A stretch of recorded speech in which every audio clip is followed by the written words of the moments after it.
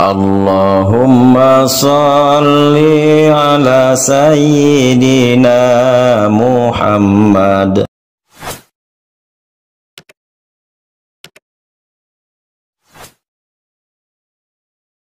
Telah disebutkan oleh Imam Ghazali, salah satu di antara sebab yang membuat kita ini kada mampu ma'rifat kepada Allah, salah satu sebabnya adalah karena Allah Ta'ala itu maha nampak, Allah Ta'ala itu maha zahir.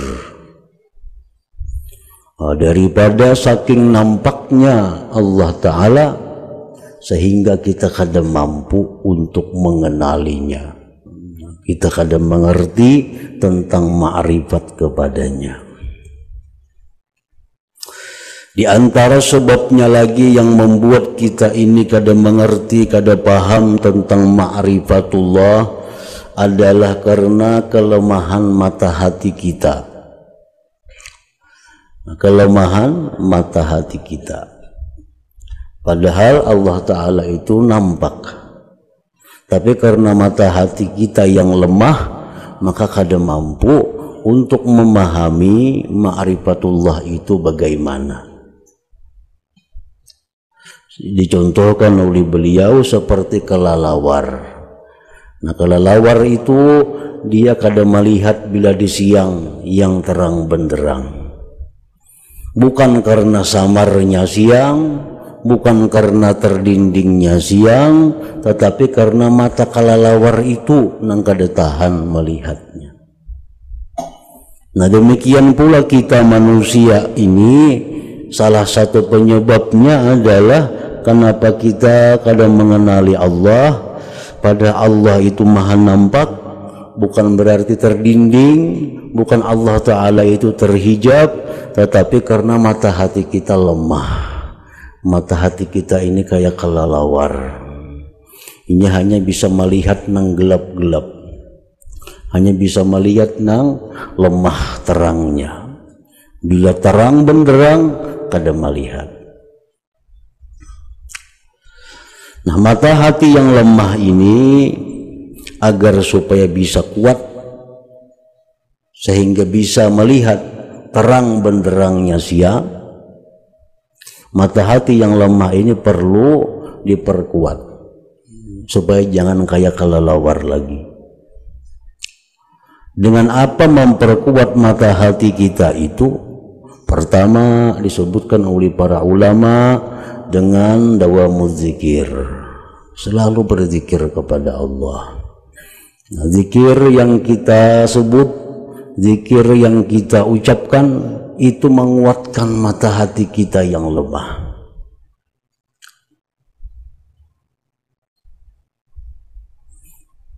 Yang kedua, tafakkur. Tafakkur itu pula menguatkan mata hati kita. Yang ketiga, hudur majlisil ilm, hadir di pengajian-pengajian yang membahas tentang itu memperkuat juga. Bila sudah kita banyak berzikir, bila sudah kita banyak bertafakur, bila mana sudah kita selalu menuntut ilmu, nah maka mata hati yang lemah tadi jadi kuat. Mata hati kita sudah kuat, kita bisa melihat nang terang benderang, kita bisa ma'rifat kepada Allah Subhanahu wa ta'ala. Disebutkan lagi oleh Imam Al-Ghazali, kenapa kita ini kada paham ma'rifat kepada Allah, kenapa kita kada kawa sampai kepada ma'rifat itu. Antara lain juga sebabnya adalah karena sedikitnya ulama yang menerangkan tentang ma'rifat kepada Allah itu. Sedikitnya ulama yang menguraikan tentang ma'rifat kepada Allah. Ulama-ulama hanya menguraikan tentang fadilat amalan ini. Ulama-ulama hanya menerangkan tentang keistimewaan orang beramal ini. Para ulama hanya menerangkan tentang bagaimana rukun sembahyang, syarat sembahyang, bagaimana sembahyang supaya sah, bagaimana sembahyang supaya khusyuk, bagaimana sembahyang supaya diterima Allah. Nah, hanya itu aja yang diterangkan oleh para ulama. Nah, jarang sekali ulama itu menerangkan bagaimana ma'rifat kepada Allah itu. Nah, itu pun salah satu juga sebabnya kenapa kita ini kada paham tentang ma'rifat lawan Allah itu. Padahal ma'rifat kepada Allah itu adalah merupakan segala-galanya bagi seseorang hamba. Dengan ma'rifat kepada Allah itu segalanya akan mudah. Baik urusan duniawi ataupun urusan ukhrawi, baik urusan yang zahir, baik urusan yang batin, dengan ma'rifat segalanya menjadi mudah. Para ulama mengatakan, innallah yu'til 'arif muwafaqata ma yurid. Innallaha yu'til 'arifa muwafaqata ma yurid. Allah Ta'ala itu memberi kepada orang yang ma'rifat apa yang dia kehendaki. Orang ma'rifat itu apa nanginya hendak diberi Allah, diberi oleh Allah. Innallah yu'til 'arif muwafaqata ma yurid.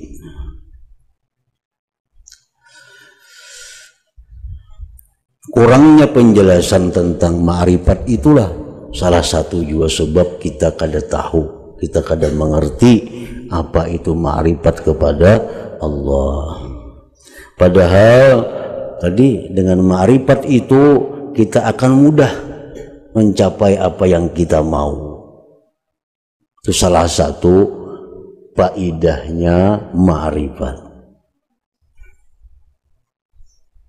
Orang yang ma'rifat kepada Allah, setiap napasnya, setiap yang dipandangnya, setiap yang didengarnya adalah zikir kepada Allah.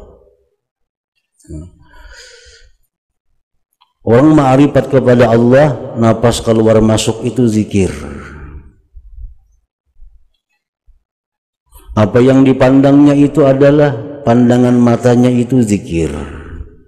Pendengaran telinganya itu zikir. Nah, ini orang yang ma'rifat kepada Allah.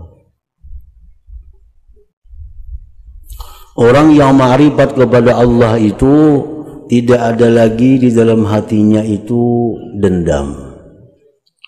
Kada ada dendam. Orang yang ma'rifat kepada Allah di dalam hatinya kada ada sifat dendam. Maka sifat dendam ini adalah salah satu sifat yang membuat keruh kehidupan kita. Orang tuh ada menyimpan dendam itu kada mau tenang, kada mau tenang. Nah, kalau ma'rifat kepada Allah, kada ada dendam di dalam hatinya, kada ada. Orang yang ma'rifat kepada Allah, kada akan ada dengki dalam hatinya. Kada akan ada dengki. Sedangkan dengki ini juga merupakan sifat yang membuat kita susah. Dengki itu membuat kita ini sulit, membuat kita ini gelisah.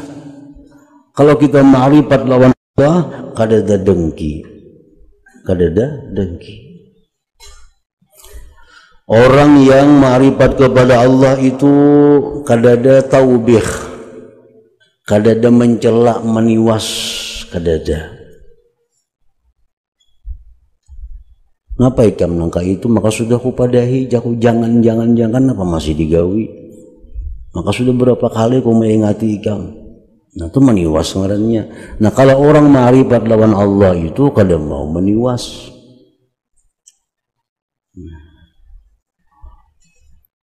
Orang yang ma'rifat kepada Allah itu kada mau ta'yir, kada mau mencela. Apapun yang dilihatnya, apapun yang terjadi, ini kada mau mencela. Karenanya ma'rifat lawan Tuhan. Nah, jadi itu faidah-faidah ma'rifat lawan Allah. Kalau kita hendak mencari kekayaan yang abadi, hendak mencari kehebatan yang abadi, hendak mencari kebahagiaan yang abadi, hendak mencari ketinggian pangkat jabatan yang abadi, itu hendaknya di ma'rifatullah. Ma'rifatullah.